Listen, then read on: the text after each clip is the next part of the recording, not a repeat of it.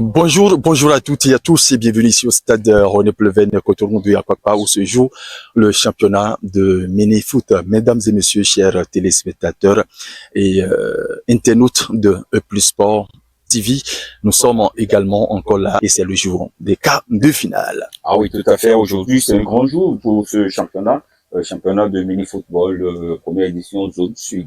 Je suis bien évidemment avec toujours Thomas Tocus qui est avec nous et qui est toujours présent chaque fois lorsque le programme de mini-foot, du championnat de mini-foot se tient. Il est toujours là avec moi. Et évidemment, comme vous le savez très bien, c'est ce jour que se tient le programme des quarts de finale.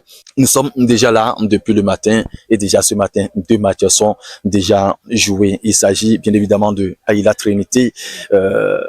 Un match soldé sur le score de 4-1 avec Aïla qui valide son ticket pour les demi-finales. Ah oui, c'est une rencontre qui a tenu toutes ses promesses parce que nous savons, vu le parcours des différentes équipes qui sont, je voulais parler de Aïla et puis de Trinité, chacun se faisait déjà dans la tête sa petite idée de l'issue de ce match et ça a tenu, les fruits ont tenu la promesse des fleurs. Aïla est venu à bout très facilement de Trinité. On n'a pas grande chose à dire par rapport à ce match. C'est un match qui a été dès les premières minutes après disputé, mais vu l'expérience du Aïla qui est d'un cran avec un niveau technique plus relevé, avec des complicités sur le terrain, cette expérience qui se fait valoir dans le jeu où le score a été normalement à l'actif de Aïla. Très expérimenté comme une équipe 4-0. 4-1. On peut dire qu'avant même les derniers matchs Aïla, c'est 4 matchs, 3 victoires, 1 nul, 0 but encaissé et 5 buts marqués. C'est une équipe que nous avons observée depuis le début, qui a un fond de jeu et qui joue parfaitement. Nous allons profiter même pour écouter le capitaine de cette formation à l'issue de ce match. Oui, déjà, la première partie, les deux équipes ne se connaissent pas déjà et il a suffi de la première mi-temps pour savoir qui est en face de moi et corriger ce qu'il y avait à corriger. Nous, on a juste, à la deuxième mi-temps, on a juste suivi un peu le cours des plus jeunes. On a juste suivi le cours, ça fait que on a eu moins de concrétisation et on était déjà encore un peu plus fatigué. Hein. Avec toute la passion qu'il fallait, la gestion qu'il fallait du jeu. Mais lorsqu'ils ont mis l'égalisation, ils se sont tous portés vers l'avant en laissant des brèches derrière et c'est ça qui a causé le deuxième but. Lorsqu'ils ont encaissé le deuxième but, ils se sont dit que bon, tel qu'ils ont égalisé le premier, ils pourront le faire. Donc ils se sont portés toujours vers le haut, croyant que ça pouvait se jouer de cette manière. Mais derrière, il y a les joueurs de TRP qui viennent tout le temps en contact avec le portier et ça se solde toujours sur 2 buts. Ce qui a fait que au finish, sur le tableau de Marquois, on pouvait les 4 buts relatifs de TRP. Toujours déterminé, il faut dire que c'est une équipe, c'est une formation qui vient de Porto-Novo. TRP dans cette compétition avant les derniers matchs, c'est 3 victoires, 0 nul, 5 buts encaissés et 10 buts marqués. Il faut aussi dire que c'est une équipe qui marque aussi beaucoup de buts. Ah oui. Et c'est une équipe qui l'a prouvé lors de ces quarts de finale face à cette formation de Asrad. Normalement, Asrad, le jeu d'Asrad ne pouvait pas laisser TRP avec cette avalanche de buts. Parce que généralement, Asrad fait un jeu fermé et un peu solide, où le physique s'exprime. Mais aujourd'hui, personne ne pourrait comprendre ce qui s'est passé, où ils ont laissé beaucoup de brèches. Et les gens, c'est vrai, si c'est que TRP a été beaucoup plus réaliste, le score serait plus large. Mais je vous dis, tout ça fait partie du foot, c'est le charme du football. Et après les 2 premiers matchs des quarts de finale ce matin, de ce mercredi 4 septembre, nous avons déjà une idée de la première demi-finale, de la première affiche des demi-finales. Il s'agit bien évidemment de Aïla et TRP qui vont s'affronter le samedi prochain pour la première demi-finale. On attend encore 2 demi-finales tout à l'heure, 2 quarts de finale, pardon, 2 quarts de finale tout à l'heure à partir de 13h. Ah oui, tout à fait, parce que nous sommes partis aujourd'hui pour jouer tous les quarts de finale. Deux sont passés. Tel que vous avez dit, Aïla est le premier à se dégager.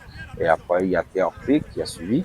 Donc, déjà, la première affiche de demi-finale, ça doit être Aïla et TRP. Maintenant, nous allons assister aux deux derniers quarts de finale. Et parlons bien évidemment des deux quarts de finale. Nous avons Dagby et Arsène Bénin qui vont se retrouver tout à l'heure à 13h pour le troisième match des quarts de finale. En attendant, Victoria et AS Cosmos, c'est encore un match choc pour le comptant de cette journée des quarts de finale. Ah oui, tout à fait.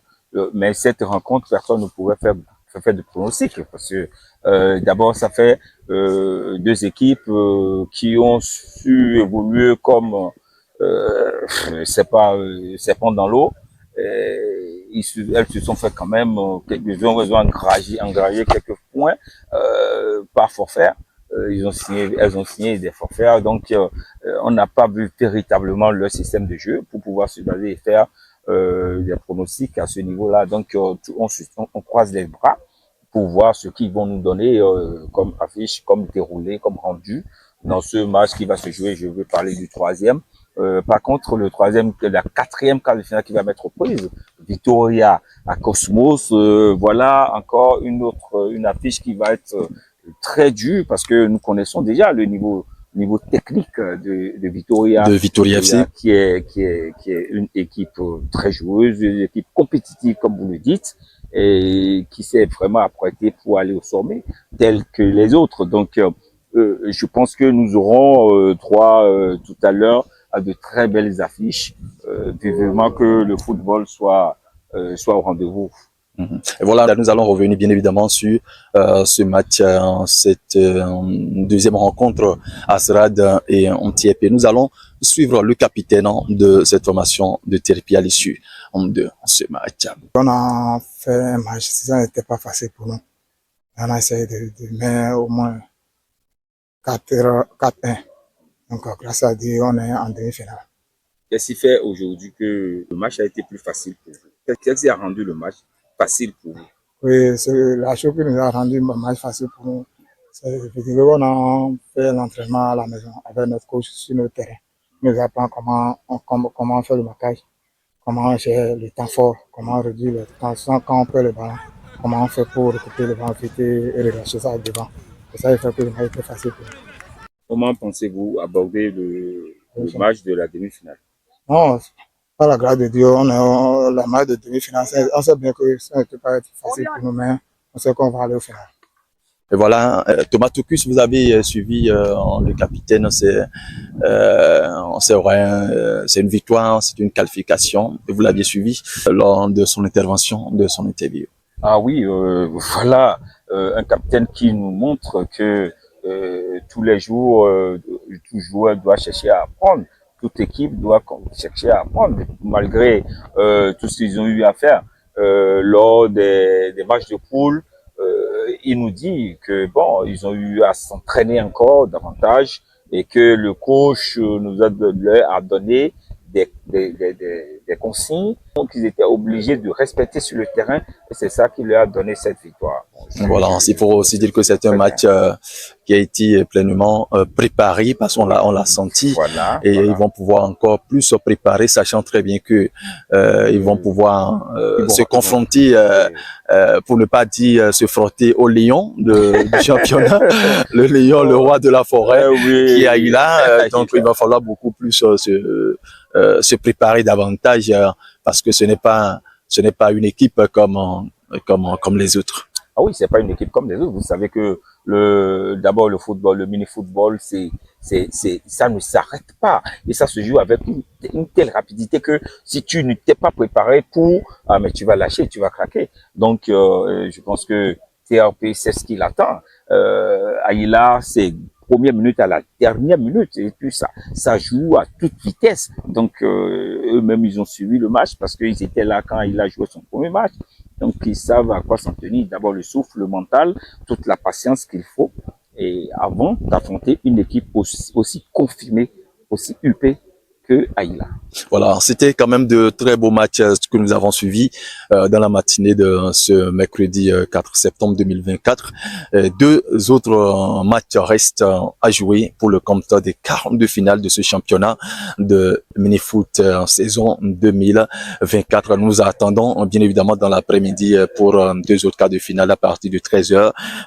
Les affiches, nous avons Dagby et Omnisport qui va affronter Assen Bénin à partir déjà de 13h. Nous aurons également Victoria FC qui va affronter Cosmos. Disons deux matchs chocs qui nous attendent dans quelques instants. Ah oui, tout à fait.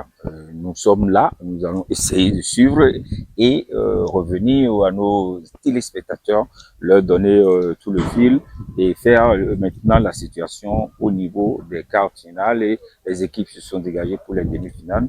On va les faire savoir. Et on va suivre la suite. Voilà, et il faut le rappeler, déjà les demi-finales qui vont commencer déjà à partir de samedi prochain. Mesdames et messieurs, c'était un plaisir de savoir que vous êtes toujours nombreux en notre compagnie à nous suivre, bien évidemment, sur notre chaîne E+ Sport TV. Merci Thomas Tokus pour cet instant de débrief concernant les deux premiers matchs de quart de finale. On va se dire à tout à l'heure. Voilà, mesdames et messieurs, on vous retrouve dans quelques instants pour le débrief des deux prochains matchs de quart de finale. On se dit à tout de suite.